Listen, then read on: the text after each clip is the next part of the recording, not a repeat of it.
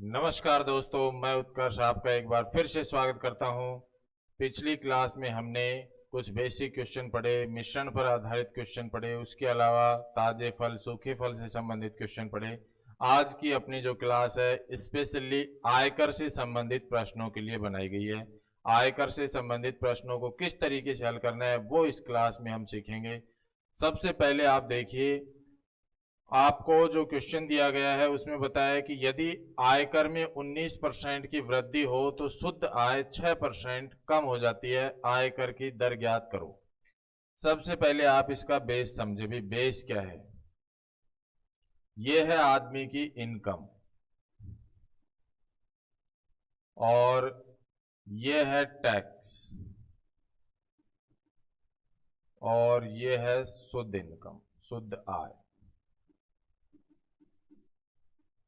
ठीक है भाई।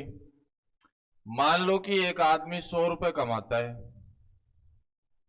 20 रुपए उसने टैक्स के दे दिए, तो अब वह घर पर कितने रुपए लेकर जाएगा भाई। 100 रुपए कमाए, 20 रुपए टैक्स के दे दिए, तो वो ले जाएगा 80 रुपए। अब ऐसा हुआ कि टैक्स जो है वो 5 रुपए बढ़ गया, +5, टैक्स 5 रुपए बढ़ गया। जब टैक्स 5 रुपए बढ़ गया तो इसका मतलब अब वह टैक्स कितने रुपए चुकाएगा, 25 रुपए। तो निश्चित रूप से उस आदमी की जो शुद्ध आय है, नेट इनकम जो है वो घटेगी। पहले वह 80 रुपए घर ले जा रहा था, अब वह 5 रुपए कम लेकर जाएगा, इसका मतलब तो 75 रुपए घर ले जाएगा। भाई यदि टैक्स 5 रुपए बढ़ा तो नेट इनकम जो है, शुद्ध आय जो है वो 5 रुपए कम हो गई। जितना टैक्स बढ़ा उतनी ही शुद्ध आय कम हो गई। दोनों ही कंडीशन में 5-5 रुपए है, यहां 5 रुपए बढ़ा, वहां 5 रुपए घटा। लेकिन यदि हम परसेंट में देखें तो दोनों ही कंडीशन में परसेंट अलग अलग है। आप देखिए, 20 रुपए पर 5 रुपए टैक्स बढ़ा, 5 रुपए टैक्स बढ़ा 20 पर, यानी 1/4। कितने परसेंट टैक्स बढ़ गया, 25%। टैक्स में वृद्धि कितने परसेंट हुई भाई, 25% की। 5 रुपए टैक्स बढ़ा 20 पर, यानी कि 25% टैक्स बढ़ गया। और नेट इनकम जो है, शुद्ध आय जो है वो कितनी कम हुई, 5 रुपए कम हुई 80 पर, यानी कि 1/16, 6 सही 1/4%। यदि हम यहां पर परसेंट में देखें तो टैक्स जो है वो 25% बढ़ा है और शुद्ध आय जो है, नेट इनकम जो है वो 6 से 1/4% घटी है। लेकिन यदि रुपए में देखें तो यहां भी 5 रुपए है और यहां भी 5 रुपए है। इसका मतलब तो ये हुआ कि टैक्स का 25% जो है वो नेट इनकम के 6 से 1/4% के बराबर है। क्यों? क्योंकि यहां भी 5 रुपए की वृद्धि हुई और यहां 5 रुपए की कमी हुई। इसका मतलब हम इन दोनों को बराबर रख सकते हैं। मान लो कि उस आदमी की इनकम 100 रुपए है, अगर वह 18 रुपए टैक्स के देता है तो घर पर कितने रुपए लेकर जाएगा भी, 82 रुपए। ये बात आपकी समझ में आ गई होगी। आप यहां पर एक बिंदु विशेष रूप से ध्यान रखना कि टैक्स का जो परसेंट है वो हमेशा बराबर होता है नेट इनकम, शुद्ध आय के परसेंट के बराबर। ठीक है, क्योंकि यहां दोनों ही कंडीशन में रुपए जो है वो क्या होते हैं भी, बराबर होते हैं। अब देखिए हमारा जो क्वेश्चन था, उस क्वेश्चन में हमें क्या बताया गया था। क्वेश्चन में हमें बताया कि आयकर में 19% की वृद्धि तो शुद्ध आय 6% घट जाती है। आयकर 19% बढ़ा तो नेट इनकम 6% कम होगी। इसका मतलब ये दोनों परसेंट हमें बराबर में रखने हैं। तो सबसे पहले तो आप यहां पर तो लिखेंगे भी इनकम, उस आदमी की इनकम लिखेंगे हम, यहां लिखेंगे हम टैक्स और यहां लिखेंगे नेट इनकम। तो उस आदमी ने 19%, आयकर में 19% की वृद्धि हुई तो शुद्ध आय 6% घट जाती है। तो आप देखिए, आयकर यानी टैक्स, टैक्स का 19% जो है वो बराबर है नेट इनकम के 6% के। तो यहां टैक्स बटा नेट इनकम बराबर 6/19। टैक्स हमारा 6 रुपए है, नेट इनकम हमारी 19 है। 6 रुपए टैक्स के दे रहा है, नेट इनकम 19 है। कोई आदमी नेट इनकम जो है उसकी 19 रुपए है और 6 रुपए का वह टैक्स दे रहा है, इसका मतलब उसकी कमाई क्या है भी 19 और 6 25 रुपए। 25 रुपए वह कमा रहा था, जिसमें से 6 रुपए उसने टैक्स के दे दिए और नेट इनकम उसकी कितनी है 19 रुपए है। आपने इन दोनों को बराबर रख के टैक्स और नेट इनकम का अनुपात ज्ञात कर लिया। अब आपसे पूछा है आयकर की दर ज्ञात करो। आयकर कितना है भी 6 रुपए या 6 इकाई, कितने में से 25 में से। तो आप देखिए 6 इकाई आयकर है 25 में से और परसेंट में बदलने के लिए 100 से मल्टीप्लाई करेंगे। 25 का भाग 100 में जाएगा 4 बार और हम यदि 6 को 4 से गुणा करें तो 6 चौक 24%। 24% हमारी क्या है आयकर की दर है। जो इनकम टैक्स की रेट जो है वो हमारी 24% है। इस तरीके से आप ऐसे क्वेश्चन को कैलकुलेट करेंगे भी। इसी पैटर्न का एक क्वेश्चन और लेते हैं हम। इस क्वेश्चन में आपको दिया है कि यदि आयकर में 17% वृद्धि होने पर शुद्ध आय में 3% की कमी हो जाती है तो आयकर की दर ज्ञात कीजिए। आपको पता है आयकर यानी टैक्स, टैक्स में 17% की जो वृद्धि है वो बराबर है नेट इनकम में 3% की कमी। इसका मतलब टैक्स बटा नेट इनकम बराबर होगा 3/17। 3 रुपए का टैक्स है, 17 रुपए नेट इनकम है, तो ये होगी उसकी इनकम भाई। यहां ये हमारा टैक्स और ये नेट इनकम। नेट इनकम 17 रुपए, 3 रुपए टैक्स के, इसका मतलब कितने रुपए कमाए उसने 20 रुपए कमाए होंगे। और 20 रुपए जो कमाए उसमें से टैक्स कितना दिया उसने 3 रुपए का। हमें आयकर की दर के बारे में पूछा है तो आयकर की दर भी 3 रुपए टैक्स दिया 20 पर, परसेंट में बदलने के लिए 100 से गुणा करेंगे। 20 का भाग इधर जाएगा 5 बार, 5 दिया 15%। इसका मतलब आयकर की जो दर है वो कितने परसेंट है 15% यहाँ पर आयकर की दर है। तो ध्यान रखने योग्य बिंदु एक ही है यहाँ पर कि टैक्स का जो परसेंट है और नेट इनकम का जो परसेंट है उन दोनों को हमें बराबर रखना है। ठीक है भाई, 2 क्वेश्चन ये हमारे आयकर से संबंधित थे। अगला क्वेश्चन देखिए आप।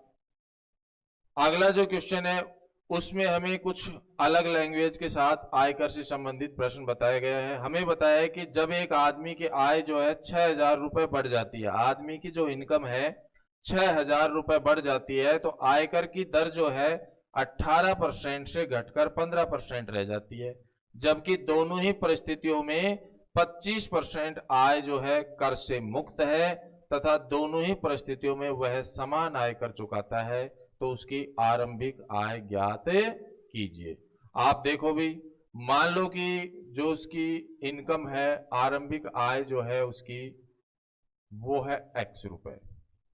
इनकम क्या है भी x रुपए। ऐसे क्वेश्चन को कैलकुलेट करने के मैं आपको 2 तरीके बताऊंगा भाई। पहले मैं बेसिक बता रहा हूं ऐसे क्वेश्चन का कि इसका बेसिक क्या हो सकता है और फिर उसके बाद हम इसके लिए शॉर्ट तरीका हमारा क्या हो सकता है उसको भी हम देखेंगे। इनकम हमने मान ली x, तो x रुपए जो इनकम है, इस x रुपए की इनकम पर 25% तो कर मुक्त है। 25% कर मुक्त है, इसका मतलब टैक्स कितने परसेंट पर दे रहा है अभी वो 75% पर।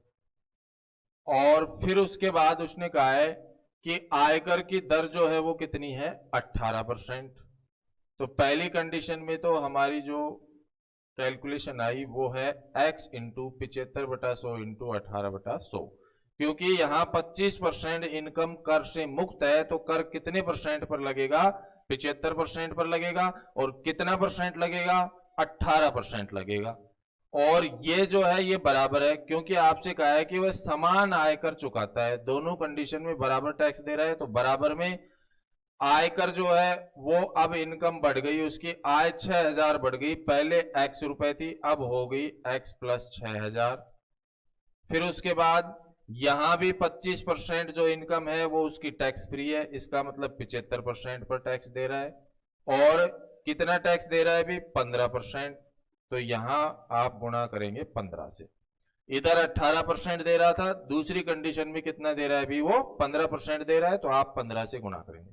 आप देखेंगे ये दोनों तो हो गए कैंसिल, इधर 100 से 100 भी कैंसिल हो गया, 3 का भाग लगाएंगे ये आएगा 5 और 3 का भाग लगाएंगे तो ये हमारा आएगा 6।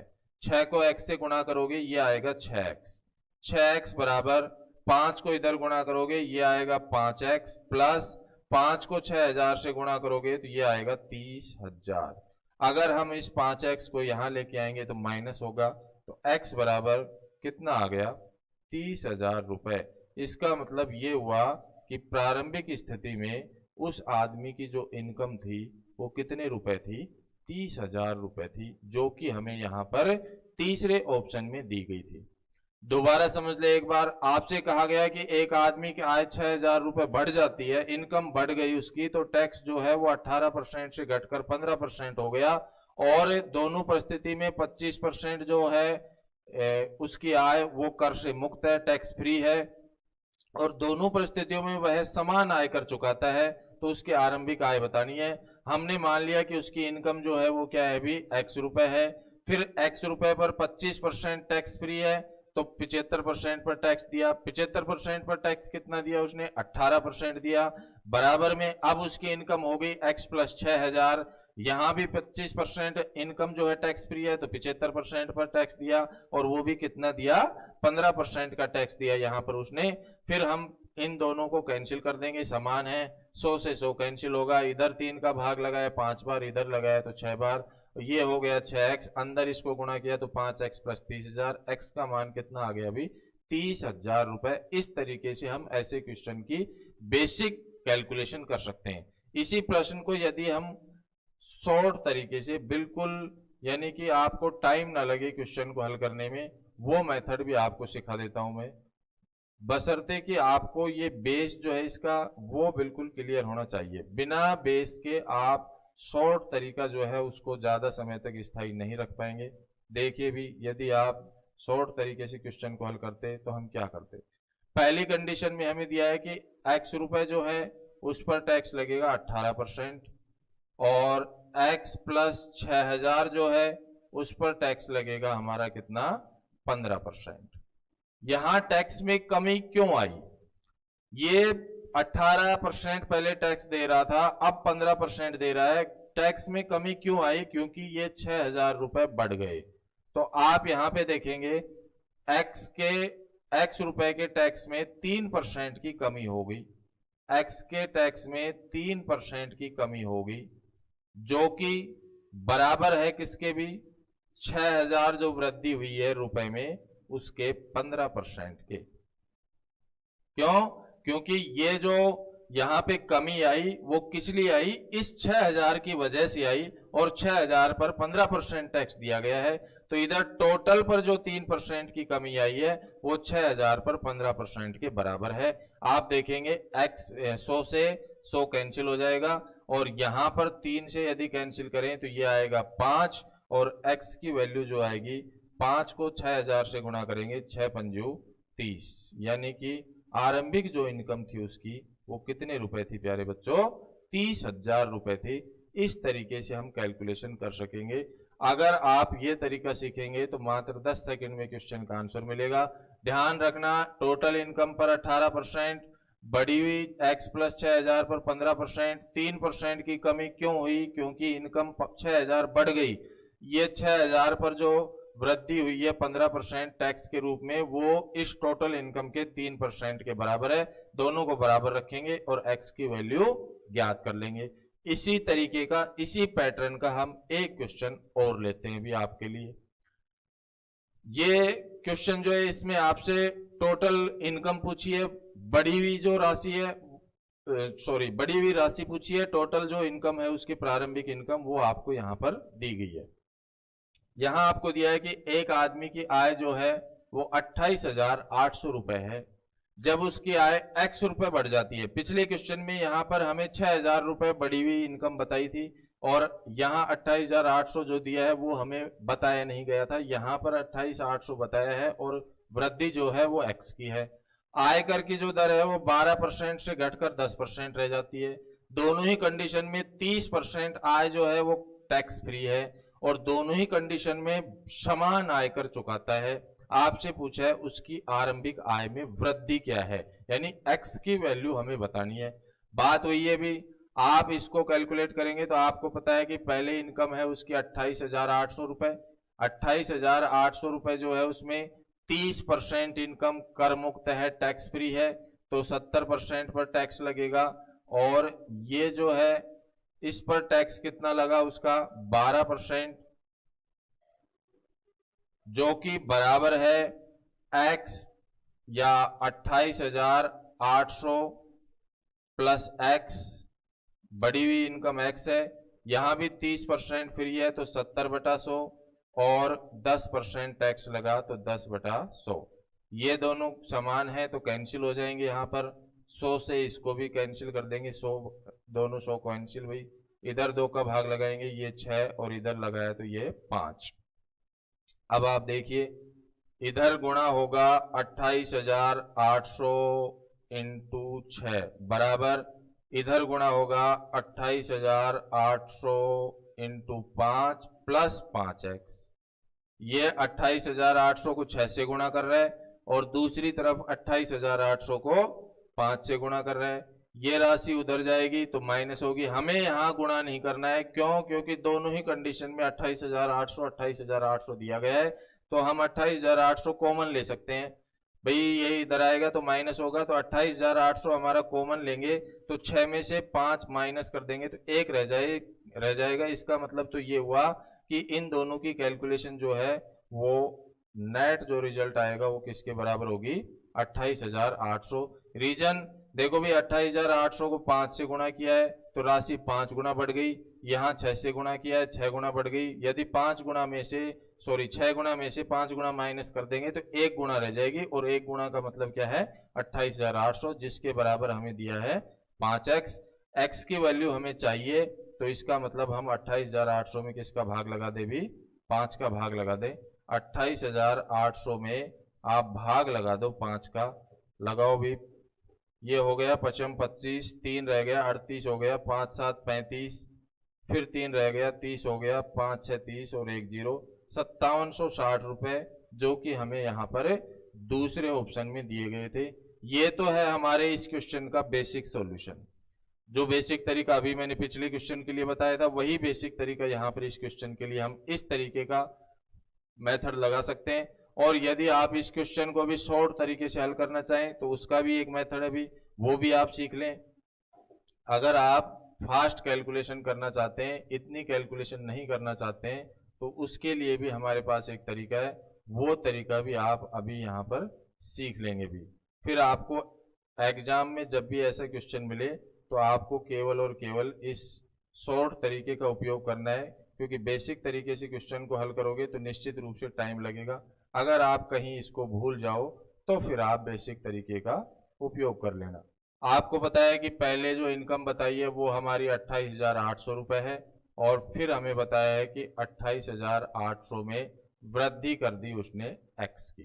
ठीक है, यहां पर जो कर दिया उसने वो 12% है और यहां पर जो टैक्स दे रहा है वो कितना है भी 10% है। यहां जो कमी आई है वो कितने परसेंट की आई है 2% की कमी आई है। क्यों आई है? इस एक्स की वजह से। ये जो राशि बढ़ी है x रुपए, इसकी वजह से टैक्स जो है 12% से घटकर कितना रह गया 10% रह गया। इसका मतलब तो ये हुआ कि x का 10% जो है वो बराबर है टोटल वैल्यू 28,800 के 2% के। यहां भी परसेंट हटाओगे नीचे 100 लिख दोगे आप, 100 से 100 कैंसिल हो जाएगा, 2 से इसको कैंसिल करोगे 5, x बराबर 28,800 में 5 का भाग लगा दो, आपका आंसर वही 5760 रुपए मिलेगा।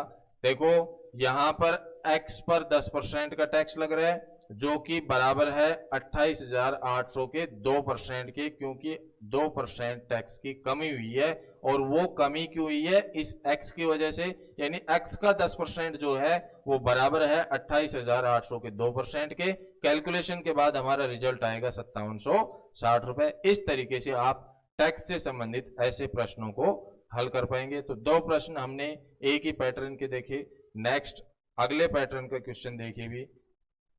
अगले पैटर्न के जो क्वेश्चन है, ऐसे भी काफी क्वेश्चन एग्जाम में आ चुके हैं, बेहतरीन क्वेश्चन है भी। ऐसे क्वेश्चन आपको एग्जाम में कहीं ना कहीं देखने को मिल ही जाएंगे। आप देखिए, आपको दिया गया है कोई विक्रेता जो है कुल बिक्री पर 12% कमीशन देता है तथा 15,000 से ऊपर की बिक्री पर 1% का बोनस देता है।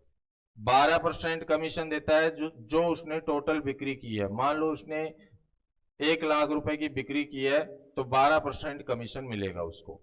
लेकिन आपसे कहा है कि 15,000 से ऊपर की बिक्री पर 1% बोनस देता है। इसका मतलब ये हुआ कि 15,000 के बाद उसने जितनी भी बिक्री की है उस पर 1% का बोनस दे रहा है, यानी 85,000। 1 लाख रुपए की बिक्री की उसने, टोटल पर तो 12% मिला, और टोटल के बाद 15,000 से ज्यादा की जो राशि है यानी 85,000 जो है उस पर उसे 1% का बोनस और दिया जाएगा। यदि विक्रेता की कुल इनकम जो है वो हमें दी गई है 7,650 रुपए, तो कुल बिक्री ज्ञात कीजिए। इस क्वेश्चन को कैसे कैलकुलेट करना है, इसके लिए भी मैं आपको 2 तरीके, बेहतरीन 2 तरीके बताऊंगा भी। आप बहुत धैर्य से समझेंगे। सबसे पहले हम इसके बेसिक की बात करें तो मान लो कि टोटल जो बिक्री है वो x रुपए है। टोटल बिक्री कितनी है उसकी? x रुपए है। टोटल बिक्री पर 12% कमीशन देता है भी, तो टोटल बिक्री x और x पर उसने 12% का कमीशन दिया, तो 12/100 प्लस 15,000 से ऊपर की बिक्री पर 1% का बोनस देता है। तो टोटल बिक्री x है तो शेष कितनी रहेगी भी? x minus 15,000। ये राशि उसकी शेष है जिस पर 1% का बोनस मिलता है, 1/100, और बराबर में जो राशि दी गई हमें वो दी गई है 7,650 रुपए। इस तरीके की फॉर्मेशन हमें यहां पर बनानी है। आप देखेंगे कि आपने माना टोटल बिक्री x रुपए है तो टोटल पर 12% उसने कमीशन लिया, फिर 15,000 से अधिक की बिक्री पर तो x माइनस 15,000, ये जो राशि है इस पर 1% का बोनस लिया और टोटल उसे मिला 7,650 रुपए।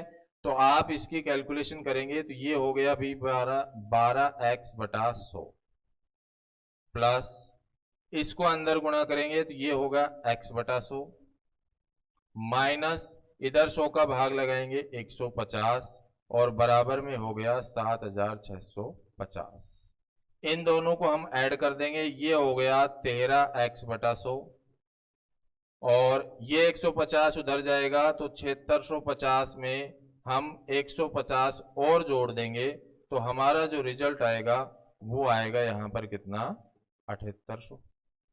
तो हमें चाहिए x की वैल्यू। यदि हमें x की वैल्यू चाहिए तो 7800 जो है इसको मल्टीप्लाई कर देंगे, ऊपर 100 और नीचे 13 से इसको कैंसिल करेंगे, 13 6 78 600, और 600 को यदि हम 100 से गुणा करें तो हमारा रिजल्ट आएगा कितना? 60,000 रुपए, जो कि हमें यहां पर दूसरे ऑप्शन में दिया गया था। आप यहां पर देखेंगे टोटल बिक्री हमने मानी x रुपए, x रुपए पर 12%, x रुपए 15,000 से अधिक यानी x माइनस 15,000, इस पर 1% बोनस, बराबर में 7650 रुपए। फिर उसके बाद इनको हमने गुणा किया 12x/100, 100 को इधर 1/100 को अंदर गुणा किया तो x/100, ये 15,000 से गुणा होगा तो 2 जीरो से 2 जीरो कैंसिल, 150 रह गया, बराबर में 7650 है, 150 उधर जाएगा प्लस होगा, इन दोनों को प्लस करेंगे 13x/100 होगा, 13x/100 के बराबर 7800 है, तो x की वैल्यू आएगी 7800 गुणा 100/13, कैंसिल करेंगे 60,000 रुपए हमारी यहां पर कुल बिक्री आ गई। ये तो है इसका बेसिक तरीका। यदि आप ऐसे क्वेश्चन को एक छोटी सी कैलकुलेशन से हल करना चाहें वो भी मेथड हमारे पास है, आप उसको भी बहुत धैर्य से ध्यान से समझ लें भी एक बार। देखो कैसे करना है आपको। टोटल बिक्री x, ठीक है, और फिर उससे अधिक की बिक्री प्लस, या 15,000 तक की बिक्री हमारी यहां पर, और 15,000 से अधिक की बिक्री हमने यहां पर लिख दी प्लस के रूप में। 15,000 तक की बिक्री यहां पर और उससे अधिक की बिक्री वो है। 15,000 तक की बिक्री पर हमें टैक्स मिला 12%, और 15,000 से अधिक की बिक्री पर टैक्स मिला हमें 1% अधिक, यानी कि 13%। भाई 12% तो कमीशन दे रहा है हमें 15,000 तक, तो 15,000 तक तो हमें मिला 12% कमीशन, और 15,000 से अधिक की बिक्री पर 1% का बोनस मिल रहा है। इसका मतलब 12 और 1 13%। इसका मतलब तो ये हुआ कि यह जो 15,000 की राशि है यहाँ 12% मिल रहा है, 15,000 से ज्यादा की राशि पर 13%। यदि हम 15,000 पर 13% दे दें तो total first to last total बिक्री पर हमारे पास कमीशन कितना होगा?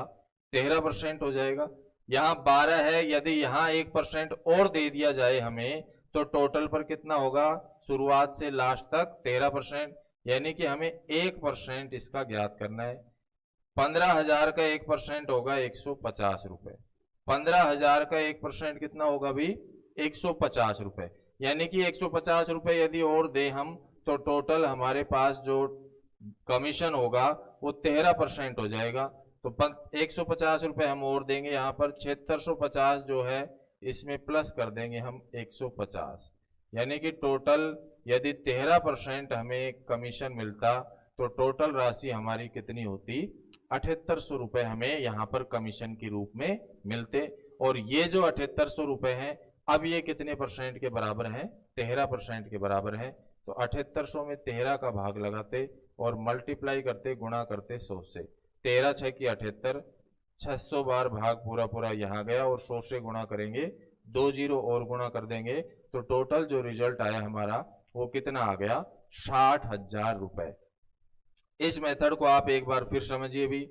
आपको पता है 15,000 की बिक्री तक 12% कमीशन है, उससे अधिक की बिक्री पर 1% बोनस, यानी 13% कमीशन हो गया टोटल। यदि हम मान लें कि पहले 1 रुपए से लेकर अंतिम राशि तक 13% बोनस मिल रहा है, तो यहां 15,000 पर हमें 1% बोनस और देना पड़ेगा, और 15,000 का 1% होगा 150 रुपए, 150 रुपए, यानी 150 रुपए हमें और मिलेंगे। तो 7650 में हमने 150 और जोड़ दिया, टोटल हो गया 7800 रुपए। ये जो 7800 रुपए हैं ये कितने परसेंट के बराबर हैं? 13% के बराबर हैं। हमें चाहिए 100%, जो कि हमारा 60,000 रुपए आंसर आ गया। इस तरीके से आप कमीशन से संबंधित प्रश्नों को हल करेंगे। इसी पैटर्न का एक क्वेश्चन और लेते हम, जिसको हम केवल शॉर्ट तरीके से देखेंगे कैलकुलेशन कैसे करनी है हमें। देखो, हमें दिया है कि एक विक्रेता जो है कुल बिक्री पर 9% कमीशन देता है और 20,000 से ऊपर की बिक्री पर 1% बोनस देता है। 6800 रुपए कुल उसकी इनकम है। कुल बिक्री यहां पर हमें बतानी है, कुल बिक्री हमें यहां पर ज्ञात करनी है। देखो भी, 20,000 तक की बिक्री पर और 20,000 से अधिक की बिक्री पर, 20,000 तक की बिक्री पर वो बोल रहे हैं 9% कमीशन, 20,000 से अधिक की बिक्री पर 1% बोनस, यानी 10% कमीशन। इसका मतलब ये हुआ कि यदि हम 20,000 पर 1% और दें तो टोटल फर्स्ट टू लास्ट हमारे पास जो कमीशन होगा वो 10% हो जाएगा। तो 20,000 का 1% होगा 200 रुपए, यानी 200 रुपए हम उसे और दें तो टोटल कमीशन 10% होगा। तो 6800 रुपए जो है हमारे, इसमें 200 रुपए और जोड़ देंगे हम। कहने का मतलब ये हुआ कि 7,000 रुपए उसे कमीशन के मिलेंगे, जो कि हमारे 10% के बराबर हैं। तो 7,000 में 10 का भाग लगाएंगे, 100 से गुणा कर देंगे, अंतिम जो कैलकुलेशन आएगी वो हमारी आ जाएगी 70,000 रुपए, जो कि हमें तीसरे ऑप्शन में दी गई थी। आपने क्या किया? 20% जो बिक्री है उस पर 9% कमीशन बताया गया था, 20% से अधिक की बिक्री पर 1% बोनस, यानी 10% कमीशन हो गया। आपने यहाँ पर 20% जो है उस पर भी 1% और बढ़ा दिया, शुरुआत से और अंत तक जो बिक्री है उस पर टोटल 10% आपने कमीशन कर दिया। 10% जब कमीशन करेंगे तो 20,000 का 1% होगा 200 रुपए। 200 रुपए यहाँ पर हमने ऐड कर दिए, जोड़ दिए। जो 7,000 रुपए आए वो कितने परसेंट कमीशन के बराबर हैं? 10% कमीशन के बराबर हैं। तो 7,000 में 10 का भाग लगा देंगे और 100 से गुणा कर देंगे। हमारा जो अंतिम रिजल्ट आएगा वो कितना आएगा? 70,000 रुपए। इसी पैटर्न का एक क्वेश्चन एग्जाम में आया हुआ है। ये भी देख लो भी। यहाँ पर आपको जो परसेंट दिया गया है वो 5.5 और आधा % बताया गया है। आपसे बताया है कि एक विक्रेता कुल बिक्री पर 5.5% का कमीशन देता है, 10,000 से ऊपर की बिक्री पर आधा % का बोनस देता है। यदि उसकी कुल आय 1990 हो तो कुल बिक्री बताइए। उसी पैटर्न से क्वेश्चन को हल करना है। 10,000 की बिक्री पर और 10,000 से ज्यादा की बिक्री पर, 10,000 तक की बिक्री पर 5.5% और 10,000 से ज्यादा की बिक्री पर आधा % बोनस, यानी टोटल कितना हो गया? 6%। यदि हम मान लें कि यहां पर हमें आधा % और कमीशन मिलता तो टोटल 6% हो जाता फर्स्ट टू लास्ट, पहली बिक्री से अंतिम बिक्री तक। यानी 10,000 का आधा % कितने रुपए होगा? 50 रुपए। हमें 50 रुपए और मिलेंगे। 1990 रुपए जो है इसमें 50 रुपए और जोड़ देंगे हम, ये होगा 2,040 रुपए। यदि हमें शुरुआत से अंत तक टोटल 6% कमीशन मिले तो राशि हमें मिलती 2,040 रुपए। 2,040 जो है वो 6% की वैल्यू है। हमें चाहिए 100% की वैल्यू। 6 का भाग इधर लगाएंगे, 6 तिया 18, 6 चौक 24 और 340 को यदि हम 100 से गुणा करें तो ये आएगा हमारा 34,000 रुपए, जो कि हमें यहां पर दूसरे ऑप्शन में दिया गया था। इस तरीके से हमें इस कमीशन से संबंधित प्रश्नों को हल करना है। आधा % और देना है, क्यों? क्योंकि हमें टोटल इक्वल करना है, बराबर करना है। तो आधा % यानी 50 रुपए और देंगे हम यहाँ पर। 1920 में 50 जोड़ देंगे जो कि 6% के बराबर है। और यहाँ पर हमारे पास अंतिम रिजल्ट क्या आ गया? 34,000 रुपए। अब इसका रिवर्स यदि हम देखें, इसका उल्टा क्वेश्चन ये देखें कि यदि आपसे वो ये कहता है कि भाई उसने इस तरीके से 5.5 का कमीशन दिया, 10,000 से ऊपर की बिक्री पर आधा % बोनस दिया, उसकी कुल आय दी गई हमें। यहाँ कुल आय नहीं देकर यदि हमें बताया जाता है कि उसने इतने रुपए कंपनी में जमा करवाए, तो फिर उसकी कुल बिक्री क्या है? तो हम क्या करते, हमारे पास जो यहाँ राशि दी होती वो अब उसकी इनकम नहीं है, वो उसकी कंपनी में जमा करवाई गई राशि है। तो 6% तो उसकी इनकम है, तो कंपनी में जमा करवाई गई राशि कितने % होगी फिर? 94%। यानी जो राशि हमें यहाँ दी होती वो 94% की वैल्यू होती और फिर हम 100% ज्ञात करते। जब कंपनी में जमा करवाई गई राशि दी जाएगी तो हमें जो बोनस दिया गया है, कमीशन दिया गया है, वो 100 में से माइनस करके कंपनी में जमा करवाई गई राशि का % ज्ञात करना है। इसके अलावा यदि यहाँ पर हमें जो 50 रुपए मिले वो 50 रुपए हमें हमने यहाँ प्लस किए हैं, क्यों? क्योंकि ये हमारी इनकम में जुड़ेंगे। लेकिन यदि कंपनी में जमा करवाई गई राशि दी होती तो हम यहाँ प्लस नहीं करते, फिर हम माइनस करते, क्योंकि वो कंपनी में जमा नहीं होंगे, कंपनी की इनकम में से माइनस करेंगे, क्योंकि हमारी इनकम में जमा होंगे। जो हमारी इनकम में जमा होगा वो कंपनी की इनकम में से माइनस करना है। ठीक है, तो नेक्स्ट अगला क्वेश्चन देखिए आप, उसी पैटर्न का क्वेश्चन है भी। अगला जो क्वेश्चन है जिसमें आपको बताया कि एक कंपनी अपने विक्रेता को कुल बिक्री पर 9% कमीशन देती है। कुल बिक्री पर 9% कमीशन देती है। 20,000 से ऊपर की बिक्री पर 1% बोनस देती है। यदि सेल्समैन अपनी कुल बिक्री से अपनी कमाई हटाकर उसकी इनकम को हटा दिया, उसने शेष 63,200 रुपए उसने कंपनी में जमा करवा दिए, कुल बिक्री ज्ञात कीजिए। मान लो कि मैं 100 रुपए कमाता हूं, 100 रुपए में से 15% मेरा कमीशन है, तो 15 रुपए मेरे और 85 रुपए है कंपनी के। अब हुआ ये कि यहां पर जो कंपनी में जमा करवाई गई राशि है 85 रुपए, अब मेरी इनकम बढ़कर होगी 16%, यानी कि 16 रुपए होगी। तो पहले कंपनी में हम जमा करवा रहे थे 85 रुपए, अब मेरी इनकम 16% हो गई, इसका मतलब 16 रुपए मुझे मिल गए, तो अब कंपनी को मिलेंगे 84 रुपए। यानी मेरी इनकम बढ़ी तो कंपनी की घटी। तो इस बात का आपको ध्यान रखना है कि यहाँ 63,200 रुपए उसने जो जमा करवाए हैं, ये राशि उसकी इनकम को हटाकर है। ठीक है, तो आप देखेंगे 20,000 और 20,000 से अधिक की बिक्री यानी कि प्लस, 20,000 तक की बिक्री पर 9% कमीशन, 20,000 से अधिक की बिक्री पर 10% कमीशन, क्योंकि 1% का बोनस मिल रहा है उस आदमी को। यदि हम मान लें कि उसे फर्स्ट टू लास्ट 10% मिले तो यहां 1% हमें और देना पड़ेगा, जो कि 200 रुपए के बराबर होगा। यदि हम उसको 1% जो बोनस है वो पहले दिन से दें तो टोटल उसका जो उसकी जो इनकम है उसमें 200 रुपए की बढ़ोतरी होगी। जब आदमी की इनकम 200 रुपए बढ़ गई तो फिर कंपनी की इनकम में 200 रुपए की कमी होगी। कंपनी की इनकम जो है 63,200 रुपए, उसमें से हमें 200 रुपए माइनस करने पड़ेंगे, क्योंकि वह राशि आदमी के पास चली गई। 63,200 में से 200 माइनस करेंगे तो इसका मतलब ये हुआ कि अब उस आदमी ने कंपनी में कितने रुपए जमा करवाए, 63,000 रुपए जमा करवाए, जब उसने कितना कमीशन लिया था, 10% का। अब 10% कमीशन जो है वो तो उसने अपना ले लिया, उसने कंपनी में कितना जमा करवाया होगा भाई? 10% किसी आदमी ने अपना कमीशन ले लिया तो इसका मतलब उसने कंपनी में कितने परसेंट जमा करवाया होगा? 90% जमा करवाया होगा। तो 63,000 रुपए जो यहाँ पर हमें दिए गए हैं वो किसकी वैल्यू है? 90% की वैल्यू है, और हमें चाहिए 100%।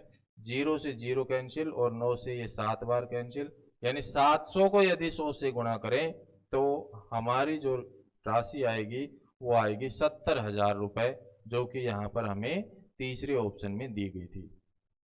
तो ध्यान आप इस बात का रखेंगे कि यदि हमारी कमाई दी गई है तो हमें इस 200 रुपए को प्लस करना था, क्योंकि हमारी कमाई बढ़ेगी जब हम फर्स्ट टू लास्ट 1% बोनस और जोड़ देंगे।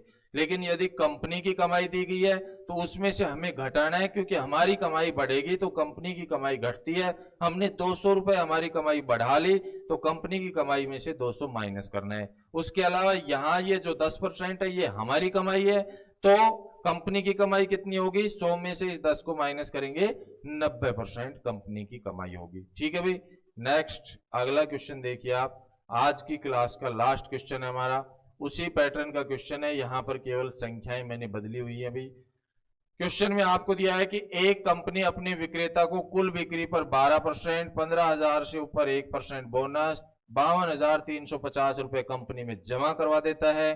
कुल बिक्री ज्ञात कीजिए। वही तरीका रहेगा हमारा, 15,000 रुपए और 15,000 से अधिक।